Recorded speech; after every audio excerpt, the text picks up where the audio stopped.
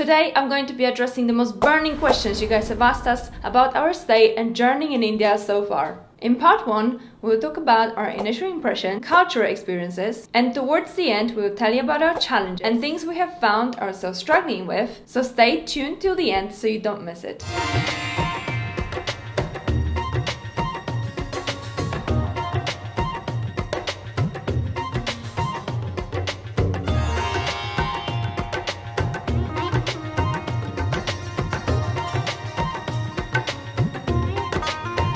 Hi guys, my name is Agnes and this is my husband Josh, and in case you're new to the channel, me, my husband and our 3 kids have moved to India 4 months ago in March 2023, and today in this video we will tell you about our experiences, and there will be part 2 to this video as well, so make sure you don't miss that as well. We currently live in Indore, Madhya Pradesh, the cleanest, most beautiful city of India. It's Bharat. Bharat. Bharat. Bharat. Bharat. So disclaimer here, we're talking about our experiences, and mind you that we live in a fairly small tier 2 city. And I say foreigners because although I'm Polish and I used to live in the UK, Josh has left India when he was a little boy. I left India when I was 13 and I spent most of my life in UK. So I always thought, okay, I belong in India. So only once moving here I realized that you don't know much. I don't know much about India. So in one word, if you have to describe your life in India, how would you do it? What would you say? I don't know. Chaotic? Yeah, you're right actually. Yeah. Everywhere, from the streets to markets, chaos everywhere. It's chaotic but colorful. So chaotic is like, you go outside, there's traffic everywhere. So every time you leave your house, it's not the same. In Europe, when you leave your house, it's so organized in the sense you get in the car, everything's the same. In India, every time you walk out of your house, the life is different. And I love the fact that it is always, you just don't know what you're gonna expect on the next day. So what do you think about Indian weather? Well, when we left England, it was really cold. So when we got here and we came out the plane and it was so nice and warm, we were like, wow, that's what we were waiting for. 30 degrees, it was really, really nice. Then we started traveling India, and when we went to Kolkata, that's when I experienced extreme heat. It's really hot. Like the heat was at such a peak that I developed heat stroke. Yeah. But I survived, I'm here, and I'm talking to you guys. I died and I was reborn. Yeah. Oh, it wasn't funny actually at that point. If you're enjoying this video so far, why don't you give it a like? And also don't forget to subscribe to my channel and press the little bell to notify you when my video comes up next so that you don't miss it. Thank you. The next point I want to address was cultural experiences. And again, because Josh is from India, it's not like I'm totally new to Indian culture, and we have been celebrating quite a lot of festivals in our life so far. So I think I wasn't surprised, but I was for the first time celebrating Holi's festival in India, and that was beautiful. We went on the street and we had fantastic game, and it was more like, it reminds me of the celebration of Shmingus Dingus, which is a celebration where everyone just throws water at each other, because that's what it was, water, plus you had colors on top of it. So not only you were soaked, but you were also colorful. In Indore, you have the best Holi celebration. The biggest Holi celebration we only found out after Holi that they have the biggest Holi celebrations here. And we also missed it because we went to Chennai. We were traveling so many days. So next year we will participate. Yes, definitely. Also the food, in terms of the food. So we have traveled around India as well, and we've experienced the food in different parts of India, and in Indore the food is probably the best, I'd say. Madhya Pradesh is the greenest state in India, and there is a lot of farming happening here as well. And there's big choice of organic food, fruits and veggies available here.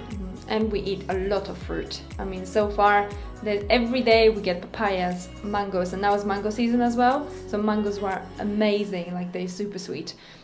We get watermelons, all the exotic fruits that we don't actually get to eat every day back in England. So the next point I wanted to address is explorations. Since we've been in India, we've done a lot of traveling. We've traveled from pretty much one part of India to the other. From seas to the mountains. Yeah, so we've been Chennai, seaside, the great city, to, Kolkata, the chaotic city, to... City of joy. Yeah, well, yeah, and to then Sikkim, Darjeeling, Gangtok, mountains, Beautiful place. Yes. Yeah. And then went to Punjab, the agriculture side of that, of India, and the capital. And that's where Josh comes from. So I think we have explored quite a lot of sites to India. We've seen beautiful temples all around. Wherever we went, we visited at least one temple that is common and known to that region. And we have taken you guys on the journey with us. If you wanted to see all the temples that we visited, we have a full library of the videos for you to watch and enjoy. A lot of you guys do mention that we should be speaking more in Hindi. She is learning Hindi and I can speak 40%. The reason we don't speak Hindi most of the time is because we're trying to aim our content for the foreign audience rather than national, because we want foreigners to come and explore India in the way we have seen India, so their perception changes, or they come here for holidays and contribute into Indian economy. Yes, and also our aim with our channel is to actually show foreigners and people from the West how beautiful India is. We would love more Westerners to come and experience the beautiful sights and contribute to Indian economy as well. The last point that we wanted to address in this particular video is challenges and adaptation. We have changed our lifestyle quite a lot moving from UK to India, and what we were looking for to what we have experienced is not quite aligned. Josh has sold his business, I've quit my job. We came here and at the moment we're doing nothing much rather than talking to you guys once in a while, traveling around and spending a lot of time with kids, which was something that we were actually aiming at, because one of the main reasons we came to India is so that we can spend more time with our family, especially with our kids now are still very young and they still want to spend time with us. Another aspect of it is kids' education. So we've managed to find really good school for the kids. However, because they don't speak Hindi yet, we had to get them tutor so that they can learn Hindi. They're not at a disadvantage, however, it's a requirement from school. Anjali doesn't have to learn Hindi, and so she can sit French and English. However, the boys, they have to take second language Hindi, which is great because we are here to teach them Hindi anyway. So even I'm learning Hindi because I want to be able to adapt, and wherever we go, especially when we meet Josh's family members or older people on the street or in the shops, I want to be able to communicate with them. And language isn't so much a barrier here because people in India, majority of the people in India we met speak English quite well. So I have no issues communicating here. So we've managed to find really good education for kids. They are settled in school, but they are not happy about Saturday education. So in England, children go to school Monday to Friday, whereas here children have additional day of school, which is Saturdays. But then the holidays is But then crazy. The holidays, yeah. So we just had 2 months of holidays for the kids, summer break. Plus the school was closed for another 2 weeks due to the heat. But we do have tutors for them. So Anjali is having math tuitions just to kind of bring her up to the level that education is here. And also boys have Hindi and Arjun has math tuitions as well. The diet. Let's talk food. We love Indian food and we've been eating Indian food ever since I met my husband. So we've always had Indian cuisine on the menu, but we did have a lot of different varieties of food as well, because in England you have pretty much every cuisine out there available. Even Indians in England don't eat roti and rice every day. Every day, yeah. Because the diet there is quite diverse. We are struggling to eat Indian food every day. Every day. We can't have roti and rice every day, so it's quite a struggle. Also, I think quality of food in India. So if you look at fruits and veg, you get organic and good quality. However, when it comes to dairy products, it's not the best quality compared to Europe. And we found that it is difficult for us to find certain ingredients. So if I wanted to make a certain dish that I would make back in England, especially here in Indore, which is a fairly small city, you don't have so many shops which offer variety of international food. Yeah, so we did have a chef as well for a while, but again, due to the we just can't eat rotis and rice every day, and the kids were kind of complaining, asking us to make them food other than Indian food. So that's why we just decided that it's best that we just cook it ourselves. And since we have a time availability, sometimes I make something to eat, sometimes Josh does, sometimes we go out or get a takeaway. We've managed to make good friends in Indore. We come from UK and we managed to make national and international friends.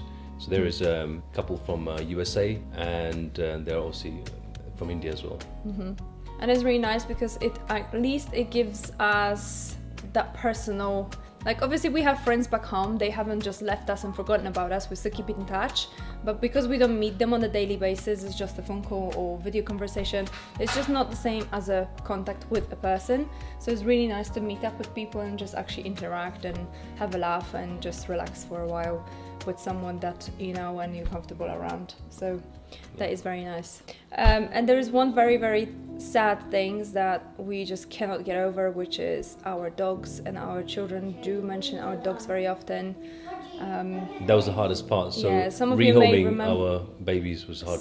Some of you may remember that we have had 2 dogs back home, French bulldogs, Toffee and Twix. They were at the center of our daily life, funny and just making us laugh and cuddling, and just, you know, even thinking about it right now Family, just makes me really, really sad. They become family members. So. It would be logistically not possible for us to take them with us, therefore we had to find them new loving homes. It wouldn't be fair on the dogs, then, so it wouldn't be fair on them. The heat here, they will not be able to tolerate the breed. Also, the travel is too stressful for them. Yes. Another challenge that we find is not having a car. Now back home, I had my car, Josh had his car, I could just jump in the car and just go whenever I want, wherever I want. Here, we rely on Uber and Ola and rickshaws. Yes.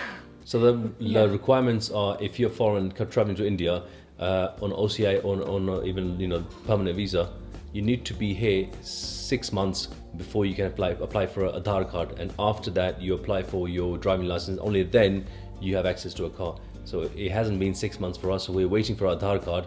Once that comes through, then we can start looking for a car. Yes, so we will take you on the journey for us to go and find a car and also to buy the car, because that's something that we're looking forward to, because it will give us a bit of more freedom of just jump in the car and go whenever we want, especially that we both are not working. So it's going to be like, it doesn't matter if I don't have a car, because Josh can take me everywhere. So he's going to be my personal chauffeur since now. Sorry, you've just been employed. Biggest challenge we're going to have is buying a car. We really want to support Indian economy and buy Indian make, but then a lot of people from my channel that commented on our videos, they're recommending us foreign cars because they say they're just better, but you know, it's just which car do we go for? We'll see. It will be a tough decision. Yeah. German cars are overpriced, I think.